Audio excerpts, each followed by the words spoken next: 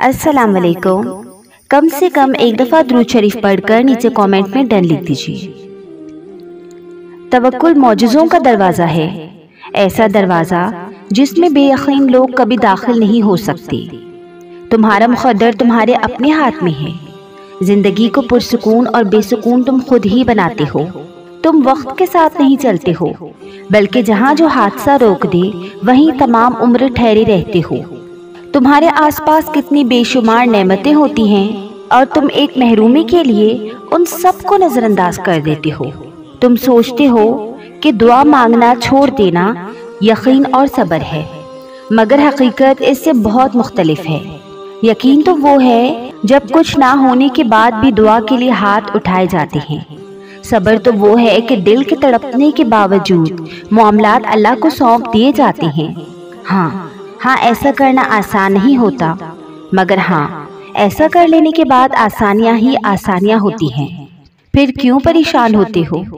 जो काम तुम नहीं कर सकते उन्हें अल्लाह के हवाले करना सीखो, और जो काम अल्लाह के हवाले कर दो उस पर कभी परेशान मत हो। हाँ, दुआ ज़रूर मांगो, मगर नसीब से मत लड़ो, नेमतों को मत ठुकराओ। ऐ अल्लाह, ऐ मेरे प्यारे अल्लाह, मैं थक जाऊंगी लेकिन फिर भी तेरा ही दर खटखटाऊंगी। तू भी नाराज हो जाएगा तो बता फिर मैं कहाँ जाऊंगी। दुनिया तो नहीं रखती बरम, अगर तू भी मुझसे मुंह मोड़ लेगा तो मैं तो मर जाऊंगी। तेरे अलावा भला मेरा है ही कौन, जिसके सामने मैं थक हार कर अपनी जात रेजा रेजा कर जाऊंगी। तू भी ना समेटेगा मुझे, मैं तो अपनी जात में ही घुट घुट के मर जाऊंगी। तेरा ही एक आसरा है मुझे, वरना मैं भटकती रह जाऊंगी। तू सुन लेगा, देगा मुझे मेरे सब्र का सिला, और मैं देखती रह जाऊंगी। तू करेगा कोई ऐसा मौजज़ा कि मेरी आसमान को देखती तरसती निगाहें हैरान रह जाएंगी। तू कुन कहेगा और मैं अपनी नामुकम्मिल कहानी को भी मुकम्मिल होता देखती रह जाऊंगी। और जब अल्लाह ने खुद कह दिया कि हर रूह को उसके बर्दाश्त के मुताबिक ही बोझ दिया जाता है, तो फिर हमें एतबार क्यों नहीं है? हम में से अक्सर लोग ये सोचते हैं कि बोझ डाला जाना क्यों ज़रूरी है। दरअसल ये हमारी ज़िंदगियों के हालातों वाक़यात होते हैं जो हमें घसीट कर किसी न किसी बोझ तले दबा देते हैं। हाँ, अल्लाह ये करता है कि अल्लाह इस बोझ को इतना नरम कर देता है कि हम इसे उठा सकें, सह सकें। वो इस बोझ में हमारा मददगार बनता है। हम हरगिज़ मुश्किलों को नहीं झेल सकते अगर अल्लाह की दी हिम्मत की आसानी हमें मुयस्सर ना हो। हम अपने अजीज़ों की वफ़ात पर रो रो कर हलकान हो जाएं अगर अल्लाह का दिया सब्र ना हो। हम अपने दिलों के टूटने पर मुर्दा हो जाएं अगर अल्लाह की रहमत ना हो। हमारे सब बोझ अल्लाह की रहमत से ही हल्के होते हैं। बेशक रब्बुल इज़्ज़त हर जी रूह के हाल से वाकिफ़ है। मेरा अल्लाह ये नहीं देखता कि कौन कैसे आ रहा है, वो देखता है अच्छा मेरा बंदा मेरे पास आ रहा है, आ जाओ। तुम चल कर आ रहे हो, मैं दौड़ कर आता हूँ। तुम मेरे हो, मैं तुम्हारा हूँ। मुझे क्या सरोकार तुम कौन हो, गुनहगार हो या नेक हो, किस रंगो नस्ल से हो, किस उम्र या किस रुतबे से हो, मैं खाने से आ रहे हो या काबे से, दर्द में आ रहे हो या शुक्र में आ रहे हो, रंज में आ रहे हो या शिकवे में आ रहे हो। उसे मेहमान नवाजी बहुत पसंद है। वो कैसे कह सकता है कि क्या करने आए हो? वो ये नहीं कहता कि तुमने मेरी नाफरमानी की, तुम जाओ, तुम्हारा मेरा ताल्लुक खत्म। नहीं, वो कहता है बताओ कौन है तुम्हारा सिवाय मेरे? आ जाओ मेरे बंदे, मांगो मुझसे, एक बार दिल से मांगो तो सही, ये सारा जमाना भी तुम्हारा करूँगा। जो मुश्किल या किसी परेशानी में घिरा हो या वो गिरफ्तारी आजमाइश हो, उस शख्स को उस लम्हे उम्मीद की कोई किरण, फरार का कोई रास्ता दिखाई न देता। वो दर्द के समंदर में डूब रहा होता है, फना हो रहा होता है, उसे अपने आसपास कोई सहारा दिखाई नहीं देता। इसीलिए मेरे रब ने इंसानों के दिल में दूसरों के लिए दर्द रखा, एहसास रखा कि जब आपके रूबरू कोई ऐसा मुसीबत ज़दा आए तो आप उसका हाथ थाम लें, उसे उन अंधेरों से बाहर खींचने की कोशिश करें, उसका सहारा बने। आप उसकी आंखें बन जाएं, उसको रास्ता दिखाएं, आप रास्ता बन जाएं, اس شخص کے لیے اذیتوں سے نکلنے کی راہ بن جائیں، آپ اس کا نور بن جائیں۔ اور ہاں کچھ نہیں کر سکتے تو فقط اس کے لیے آسانی کی دعا کر دیں، اس کی تصحیح ہرگز نہ کریں۔ کیا معلوم آپ کے کسی لفظ، کسی فکرے کی گرفت میں کل کو آپ خود ہی آپ پھنسیں، کیا معلوم کل آپ پر بھی ویسی ہی مصیبت نازل ہو جائے۔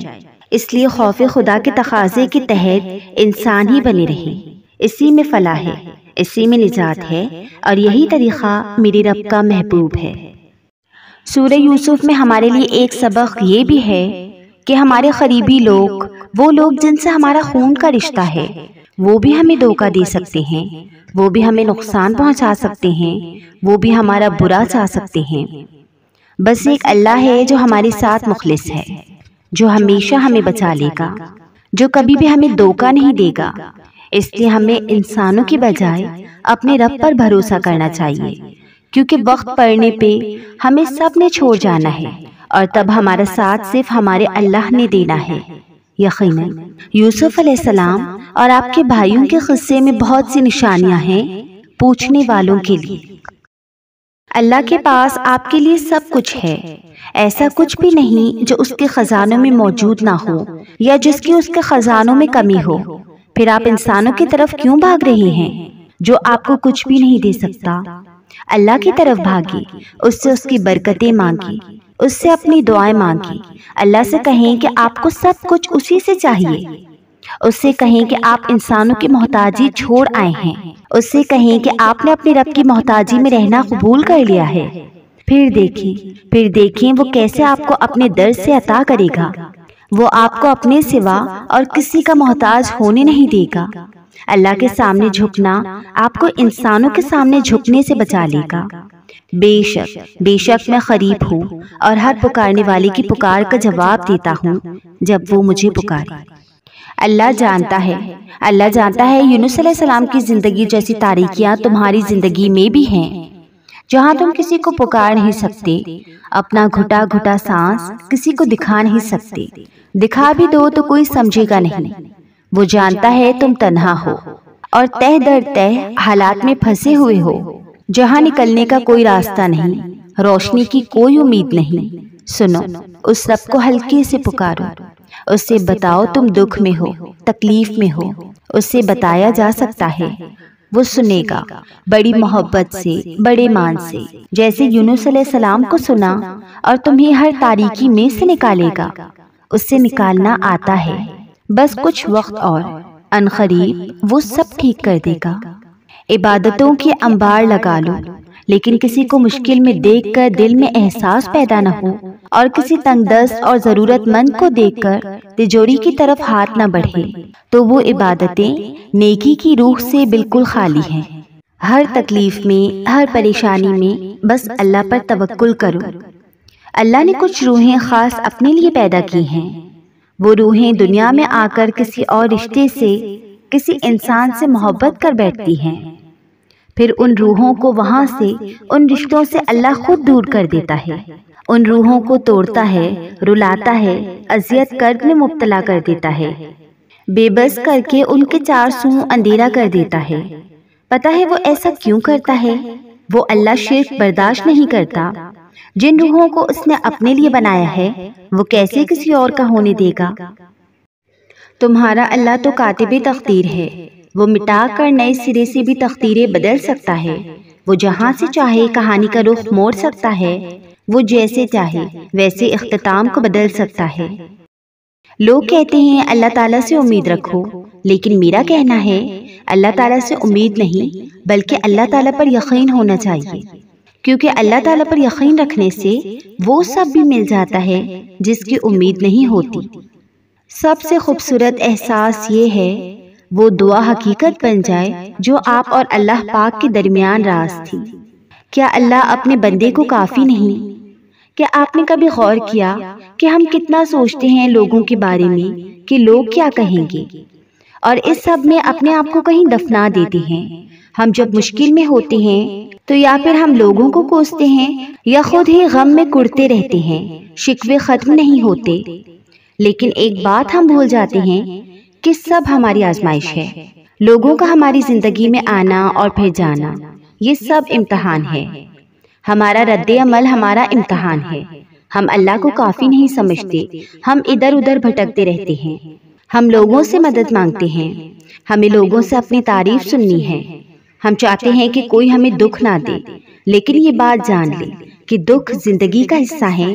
یہ ہمیں یہی سکھانے آتے ہیں کہ ہم یہ بات جانیں کہ اس دنیا میں کوئی ہمارا نہیں ہے، سب چھوڑ جائیں گے، صرف اللہ باقی رہے گا۔ تو ضروری ہے کہ اس سے اپنا تعلق بہتر کر لے۔ کیا اللہ اپنے بندے کو کافی نہیں؟ دنیا والوں کی نظروں میں چاہے آپ کتنے ہی برے کیوں نہ ہوں، آپ اپنے رب کی نظروں میں بہت اچھے اور بہت پیارے ہیں۔ اس رب نے آپ کو بہت پیار سے بنایا ہے، وہ بھلا کیوں آپ سے نفرت کرے گا؟ انسان نفرت کرتا ہے، اللہ نفرت نہیں کرتا، کیونکہ جب وہ کن فرماتا ہے پھر معجزے ہوتے ہیں، تقدیریں بدلتی ہیں۔ مشکلات سبھی کی زندگی میں ہوتی ہیں، مگر ان پر آخرت کا اجر وہی کماتے ہیں جو انہیں اللہ کے حوالے کر کے اس پر یقین رکھتے ہیں اور اس کی رضا کے طلبگار ہوتے ہیں۔ کب تک یوں ہی اداس بیٹھو گے؟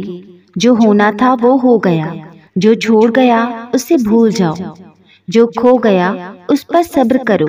زندگی میں آگے بڑھو، پھر سے مسکرانا سیکھو اور سنو، تمہارے لیے تم سے زیادہ ضروری کوئی نہیں، تو بس خود کے لیے جینا سیکھو۔ اپنے لیے اتنا تو کر سکتے ہو نا؟ اللہ دیکھ ہی نہیں سکتا اپنے بندے کے آنسو، وہ کن فرماتا ہے اور اس کی ساری دعائیں سن لی جاتی ہیں۔ انتظار کی بھی 3 صورتیں ہوتی ہیں، یا تو اللہ پاک اس لیے انتظار کروا رہا ہے کہ یہ وقت صحیح نہیں تمہیں وہ دینے کا جو تم کب سے مانگ رہے ہو، یا تو وہ چیز تمہارے لیے بہتر نہیں جس کا تم کب سے انتظار کر رہے ہو، یا تو اللہ پاک کو تمہارا مانگنا پسند آ گیا ہے، اس لیے وہ چاہ رہا ہے کہ میرا بندہ مجھ سے فریاد کرتا رہے۔